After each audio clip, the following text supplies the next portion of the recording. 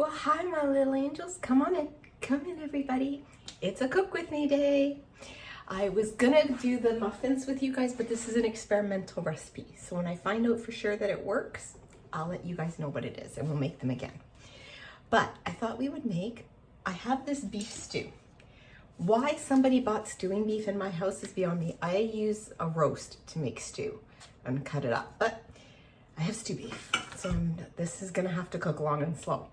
So I looked up some recipes. I was actually hoping to make like something Mexican, but I came across Scottish beef stew. So I thought I would give that a try. Come on in, everybody, even the new people. Come in, new people, you're welcome. I'm glad you're here. You can give it a thumbs up, you can share it. Comments are amazing. If you're comfortable commenting, if you're not, don't. Silently watch. I'm just glad you're here. But if you want to comment, please do. I love watching you guys interact with each other. I love interacting with you. And I love knowing what you think and what you feel and your video ideas and your suggestions. And when we connect like that, we take this great big world and go and make it smaller. And isn't that a good thing? And don't forget, hit that subscribe button. And hello to all my returning little angels. Thank you guys so much for all your support and for being here and all your love. I appreciate it so, so much. So, as I said, I did find a recipe for this, but I'm Kimifying it, okay? So I'm basically just using it as a guideline to help you guys with measurements. So the first thing we're gonna do is put some flour, and this is gluten-free flour, but you can use regular, flour in a bag. You don't need a lot. And then you're gonna add some pepper. I like a good amount of pepper. And some salt. Don't be afraid of the salt. Don't salt it like the cooking chefs do though. Holy crap. I don't know how they taste their food. And then they always tell people it's not seasoned enough. Well, no, because you can taste the food, not the salt. Ugh. Okay. I also am gonna add a little bit of thyme. I have my thyme in a bottle. No, I'm not gonna sing. But I like thyme with beef. I like thyme and I like Worcestershire sauce, which we're gonna put in a little bit later. So, first thing we're gonna do is preheat your oven to 325, which I have done. I am using this lightweight Dutch oven. You can just use a big pot. As long as it can go in the oven, you're fine. If you don't have a pot lid that can go in the oven, wrap it in tin foil and put it in the oven. You'll be fine. Or just do it on top of the stove. Put it on simmer and do it that way. Nothing has to be complicated, okay? Now, what we're gonna do is flour this meat and then brown it, okay? Now, the reason you're flouring it is that's gonna help you make a nice thick gravy. And it kind of protects the meat a little bit to keep it from falling apart. Okay, so I'm gonna turn my burner here up to pretty high. Probably if you do 7, 8, maybe a 7 or 8. If you're medium, low, high, I would do high with a little bit of medium in there, you know what I mean? And you're gonna put 2 tablespoons. A tablespoon is 1 round around your pot. Trust me on that one. 2 tablespoons. Go ahead, measure it, you don't believe me. All right, so while that's heating up, we're gonna do our veggies. And the veggies for this, we're gonna use 3 carrots, 2 potatoes. Feel free to use 3. I am using what I have. I have a half of a very large red onion. I would normally use a yellow onion for this, but again, this is what I have. So. And this stew actually is a sweeter stew. I was kind of surprised at some of the ingredients. Now, you're gonna cut your carrots into chunks. I'm gonna move the camera down a wee bit, okay? Just so you guys can see. There we go. So you're gonna cut it, and I like my carrots on the bias. That just means cut them diagonally, okay? You know why? Because they look pretty. That's the only reason. It just looks prettier when you cut on an angle, I think, personally. And you want them cut pretty pretty substantially because these are going in the oven for 4 hours. That's what I said, 4 hours. But it's a put it in and forget about it dish. So, and then the potatoes, as I say to make baby Angel laugh all the time. I've already washed these guys, but I just cut them in half and then chunk them. There. And maybe half again, okay? So they're about the same size as the carrot, okay? So cut that in half and we'll do that, okay? We're not putting these in right away. We're doing our beef first, but we gotta get the oil preheated. So the only time you wanna put your meat in a cold pan is if you're doing bacon or if you're doing hamburger that you need to crumble. I got something on my boobs, sorry. Then you're gonna want it in a cold oven because it just, in a cold pan, sorry, because it just makes it so that it crumbles better, it doesn't go crispy, it doesn't shrink right away. All right, now this one, put this on the cutting board. The old kitchen, I never used a cutting board. The new kitchen, better believe it. And I just want to peel my onion. Now the onion we're just going to chunk because a lot of it's going to melt away anyways. So just move that stuff. And I'm just going to chunk it like this. That's all. All right, and then maybe chunk it in half again. All right, there we go. And do it whichever way you want, guys. It's going to break up anyways. Now, you're going to want your garlic. Now, I'm going to chop my garlic here.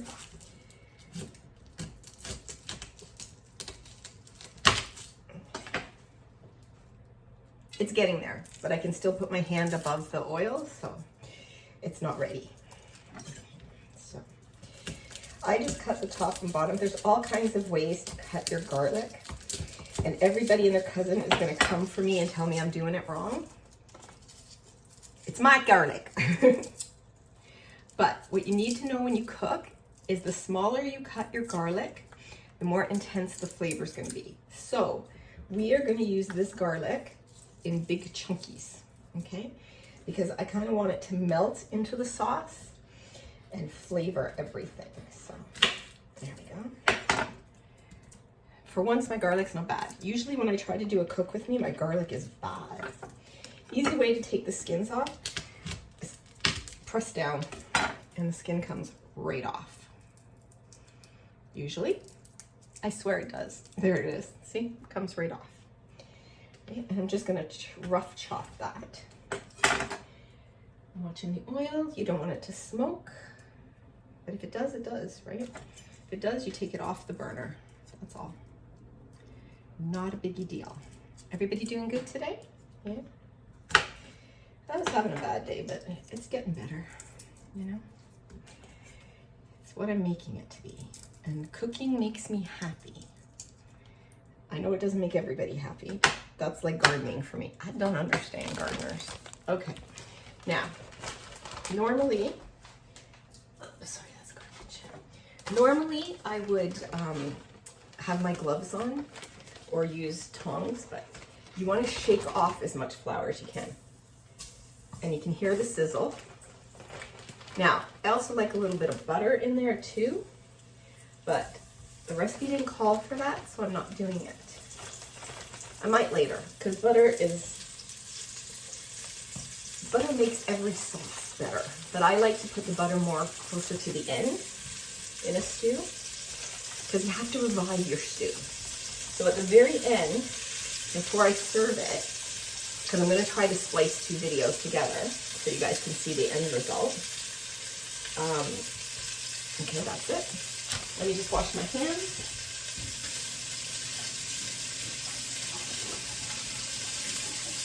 You're going to see me put in about a teaspoon of red wine vinegar. And that, my friends, is just to revive it, to bring everything back to life kind of thing. And this. And all we're going to do now just used the guitar spoon today, is brown it. Be careful, these get hot, the handles. Okay. But basically, you're going to cook it for a couple of minutes until it goes nice and brown. And then we're going to add all of our lovely liquids. And after the liquids go in, and just before it's ready to go in the oven, then we will add the veggies, okay? Now, for liquids, let me go grab.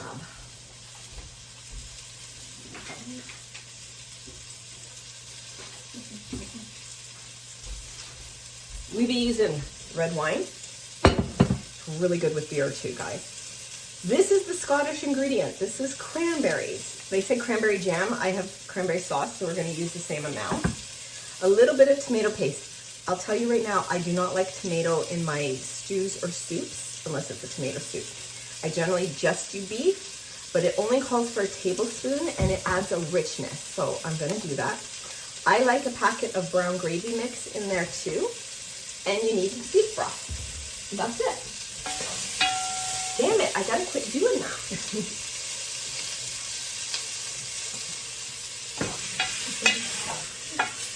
Now you want it nice and brown, but don't worry, I will show you. In fact, why don't you guys come over here with me and move this down.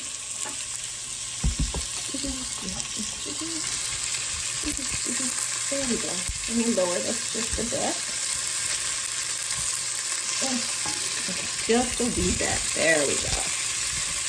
Now you can see the top there. Okay.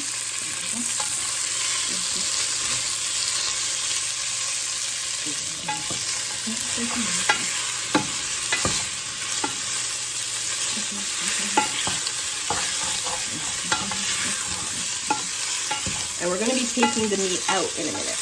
Okay, but I want it nice and seared on all the sides. So I'm just grabbing a plate to take the meat out.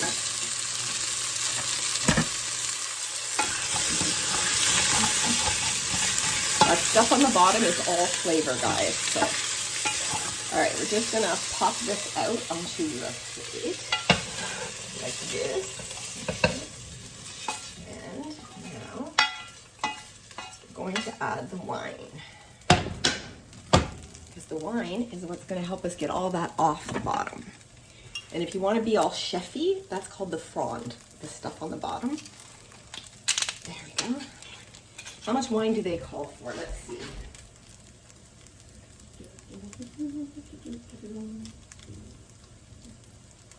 Two cups. They call for 2 cups. Which is 500 mils, and this is a 750 ml bottle. So I'm going to put it up to about there. Okay.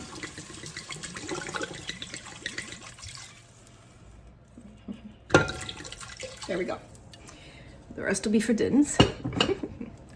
Now take your spoon and really scrape the bottom. You can hear it. Hear that? That's the flavor coming up. Now we're going to bring that to a boil because you want to get the alcohol cooked off. And now I always add a wee bit. Be back in 1 second.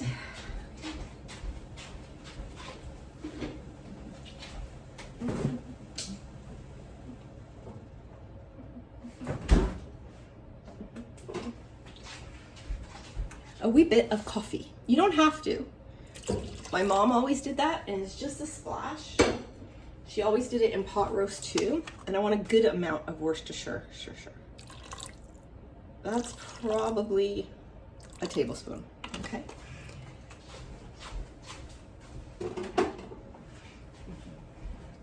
And we're gonna want some salt.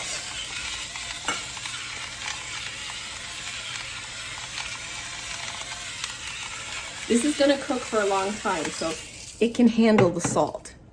And we're gonna want the pepper. We don't need onion or garlic powder because we're putting those in. Okay. Now, another Kim thing. I have this dried pepper. It's a Wahio pepper. it's going in there. Okay. It's not an overly spicy pepper, and I'll be able to fish it out later. But it'll give some nice, not kicky flavor, but heaty flavor, warmth. It'll give warmth, okay? Now, we need to add beef broth. Let me grab that.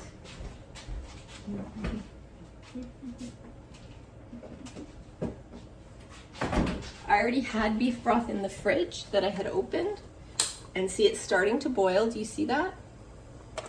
Okay, when it's like that, that's a simmer. When it's bubbly, that's a rolling boil. So I'm gonna put all of this beef broth in. It's gonna look like a lot of liquid, you guys, because it's cooking for a long time. So it's gonna soak up a lot of that flavor. So where is, now, I'm gonna put in my gravy mix. This has to be whisked in. Okay, so I'm gonna put in the gravy mix. And I'm just gonna whisk it up.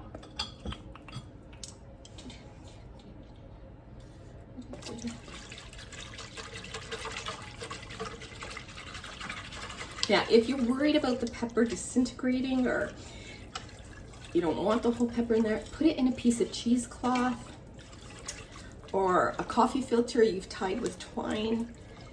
That'll work, okay? And you can just pull that out. It's a fancy way is a bouquet garnier. That's when you put fresh herbs in that. But I think we can take it, you know? And it'll rehydrate, and then when it does, I'll take it out. Probably after about an hour. I'll bring this out, give it a good stir, and take out the pepper. Okay. All right, so that's good. And now we're gonna add a tablespoon of tomato paste. I prefer the tube. Well, that's disgusting. Because you don't waste any. I don't need a whole can for this recipe. But unfortunately, if that's all I had, that's what I'd have to use. So I'm just gonna stir that in.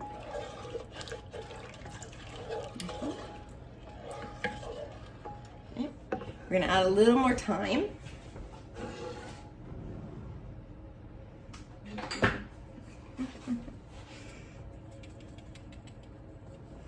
Maybe half a teaspoon. Now I gotta open the cranberry sauce, so excuse me for a moment. But listen to me talk, it's okay. I have my electric pen on.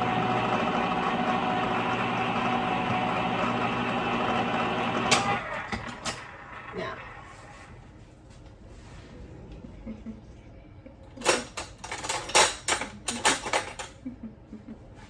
So I'm gonna add 2 tablespoons. I don't know why, but that's what they said, and I trust them. Don't worry about the rest of the cranberry sauce. I'm going to be using that in a recipe tomorrow. I'm going to be making a chicken meatloaf, and I'm going to make like a cranberry sauce glaze. Spicy though. Okay, and we're just going to let that cook up a bit. And we're going to add the meat back in. So we get lots, and all the juice that's on that plate, you want that in too. Okay.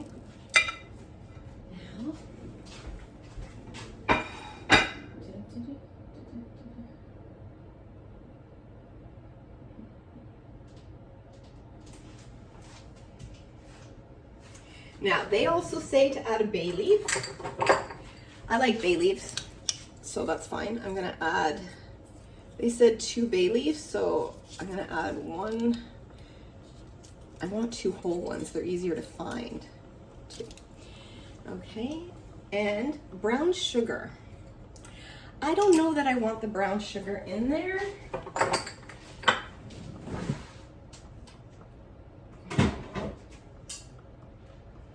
Let's use maple syrup instead, because that mapley flavor is so good and rich. 1 and 2. Okay, and this is good maple syrup. Okay. And then we're going to bring this to a boil.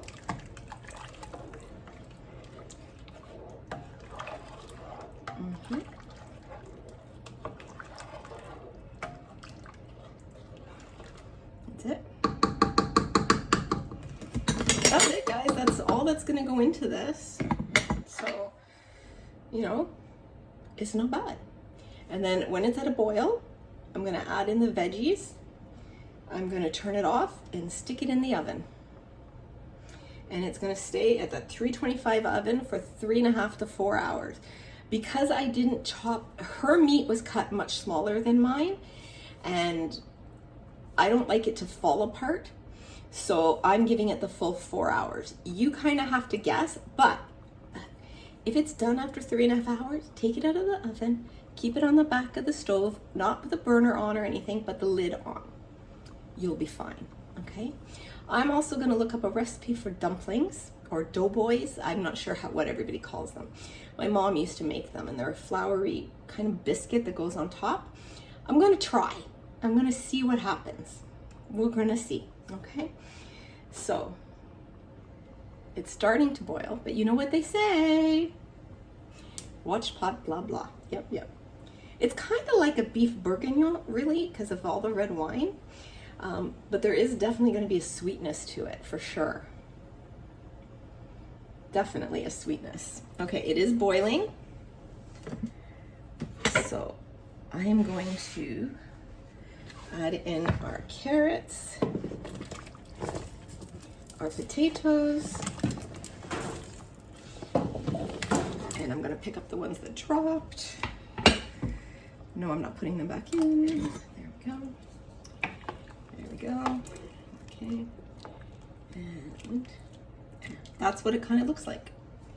And then I'm going to put the lid on as soon as I wash it, because I did get flour all over it. Okay. And that's it. If you're worried, if your pot, see, I have lots of room, so I'm not worried about it boiling over. But if you ever are worried, just put it on a cookie sheet. That way the cookie sheet catches anything that boils over. I'm not worried about it in this one, so I hope you guys aren't either. But there, you just made an Irish stew in 20 minutes, so you can't go wrong with that. I'm just getting my other oven mitts, because I don't want to burn myself.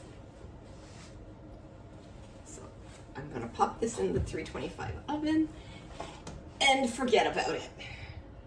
After 1 hour, I'm not gonna forget about it. I'll take out the pepper. But that's it. And I'm gonna try to splice the video together to show you the end product, okay? So as always, I love you. You all wanna see you. I love you, I value you, I honor you, and I'm so very, very glad that each and every one of you were born.